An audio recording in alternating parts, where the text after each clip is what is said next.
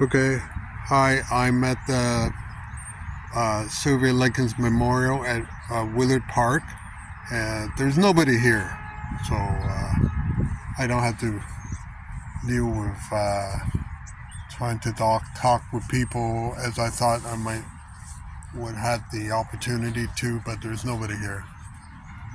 So just to show you a little bit about you can see the park a little bit, and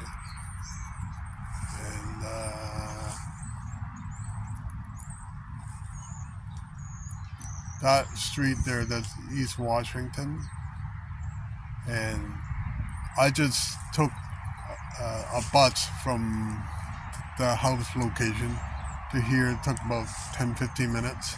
Okay. So what I just want to do is finish off my memorial. Not quite finished. Tomorrow I have one more day, but I don't know how much I can get done tomorrow. So today I'm just going to read from John Dean's book,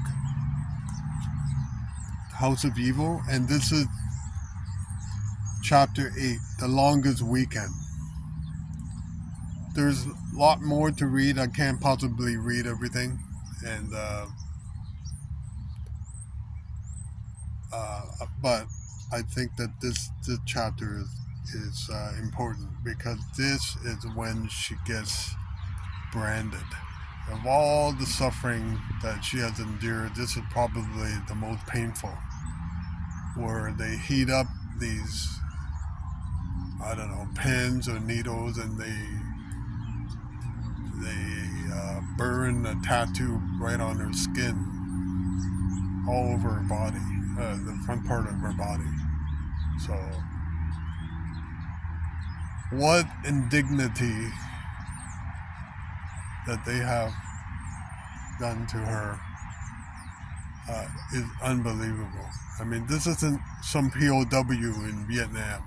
This is just a poor girl who has done nothing wrong, who has been abandoned by family, to be residing at this house where this crazy, I shouldn't say crazy because she's not actually insane legally. So just very evil, wicked woman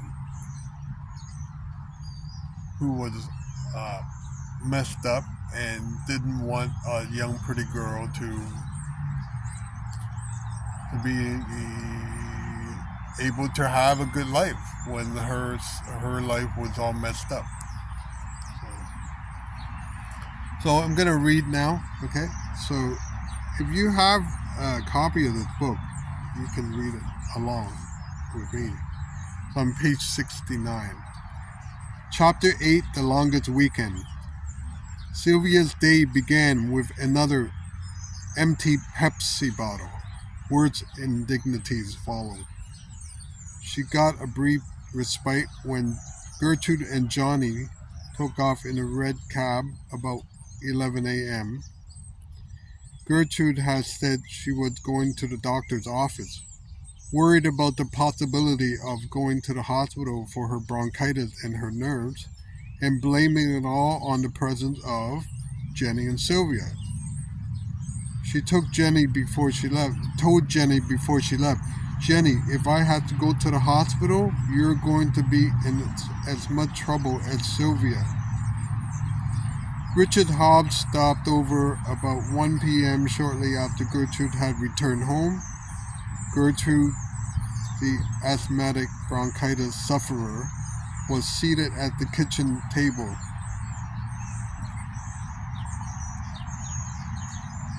Smoking as Hobbs asked her how she felt. She replied she was not feeling well. I'm having a hard time breathing. Jenny, Shirley, Marie also were in the room.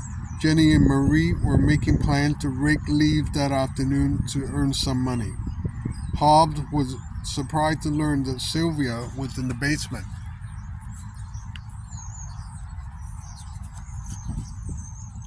Gertrude had told him she was at the juvenile center. She told him this time that Sylvia had returned home the week before.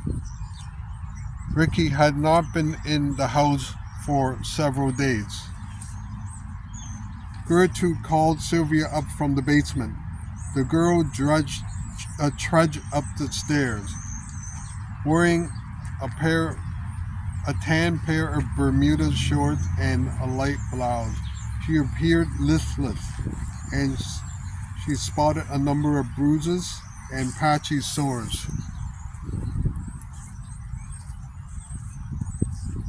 Gertrude ordered her to stand in the corner between the doors to the basement and to the dining room. "Do you know how to put on a tattoo, Ricky?" the woman asked.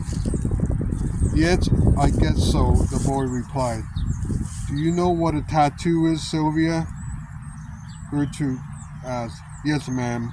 "Well," the woman snapped at Sylvia, "you have branded my daughters. Now I'm going to brand you." And then to the others, "She's a prostitute, and she's proud of it. So we'll just put it on her stomach." Mrs. Wright instructed her younger daughters to bring her a sewing needle. Stephanie, who had been out of school sick a couple of days, was asleep in the front room. Take your clothes off, Sylvia," Gertrude ordered. The girl hesitated. Gertrude ripped Sylvia's blouse and shorts off, and the girl stood naked in the corner. Gertrude pulled up a chair and began to carve with the sewing needle.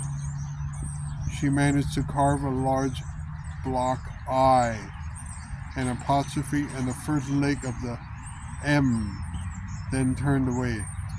"You take over, Ricky," she said, handing him the needle. "I'm getting sick." She started for the front bedroom where Stephanie was sleeping. "Well, how do you spell..." "Well," yelled Ricky, "how do you spell prostitute?" Gertrude sat down and wrote out the entire message on a piece of paper. "I'm a prostitute and proud of it." Then she sent Jenny to the grocery. Before Hobbs resumed the tattoo, he asked Marie to strike a match. He held the needle in the flame to sterilize it. Then he continued the tattoo, etching in steady, short strokes. Sylvia, past the point of crying, gritted her teeth and moaned. The Hobbs boy struck her with the back of its hand whenever she flinched. The etching brought blood to the surface of the skin. Hobbs had just about finished when Jenny returned from the store. Soon there was a knock on the door. The mischievous, cherubic face of Randy Leper showed through the glass. Ricky, Jenny, and Shirley hustled Sylvia to the basement. Gertrude said she did not want Randy to see Sylvia naked. After she was partially clothed again, Gertrude called them upstairs to show Randy the work of art. Randy asked about the tattoo and the bruises. Gertrude said Sylvia had been to a sex party.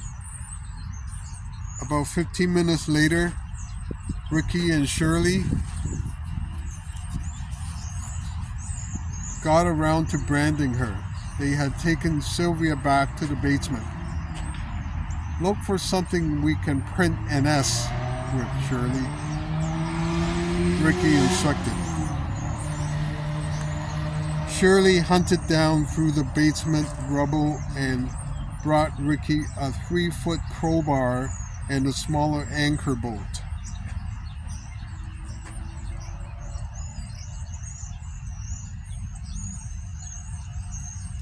Hobbs selected the anchor bolt by applying half of the circular hook end twice.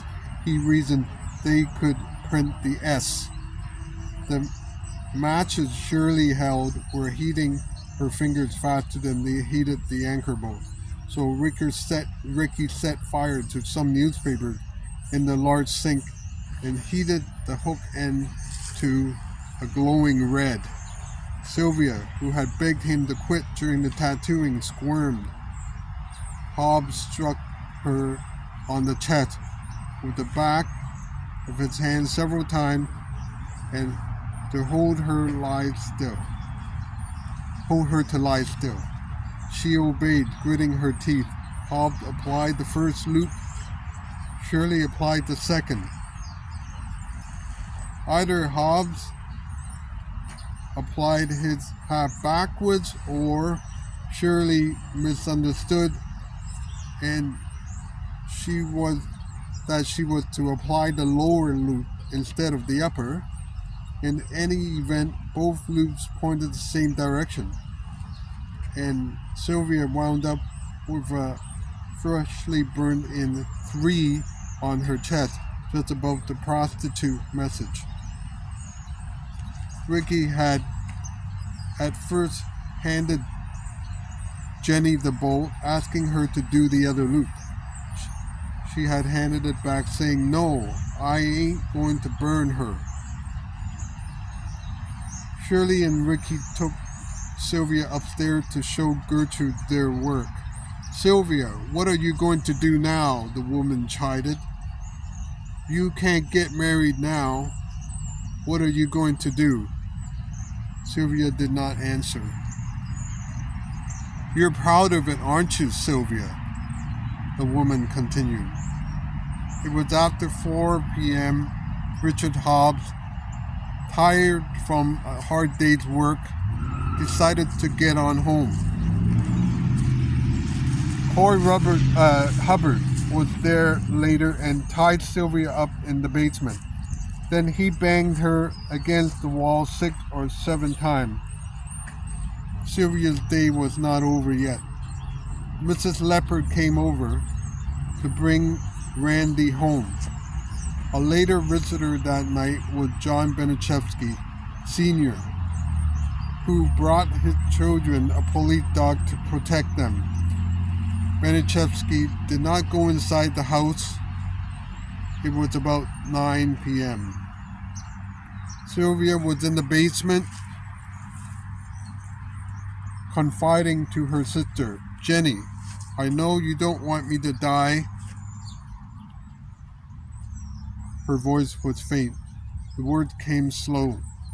"But I'm going to die, I can tell." "Well, don't die, Sylvia," her sister pleaded.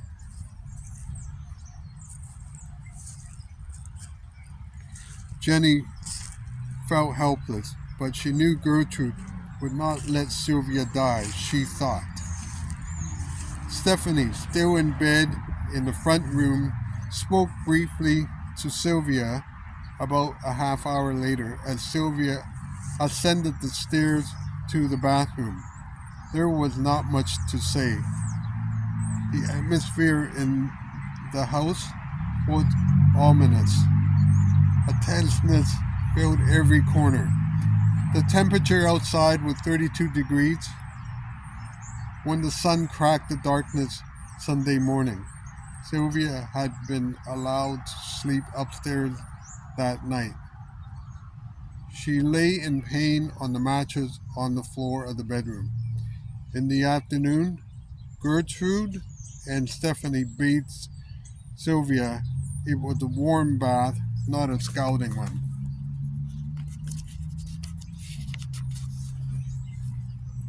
Then Gertrude and Paula dictated to Sylvia the note in which she was to explain that a gang of boys had got what they wanted from her and left her in her battered and bruised condition. Sylvia began, "Dear Mom and Dad." "No," Gertrude intervened inexplicably. "To Mr. and Mrs. Likens." Gertrude talked of getting rid of Sylvia, of dumping her someplace. Meanwhile, Johnny had some more fun. He tied Sylvia up in the basement, tortured rack fashion again. As she was suspended, Gertrude offered her some crackers and water. Sylvia turned them down. "Give it to the dog," she said. "I don't want it." She had lost her will to live. Gertrude would not have it. She smashed her fists into Sylvia's stomach. The crackers were forced into the girl's swollen mouth. Then Johnny got in a few licks. Their fun would not last much longer.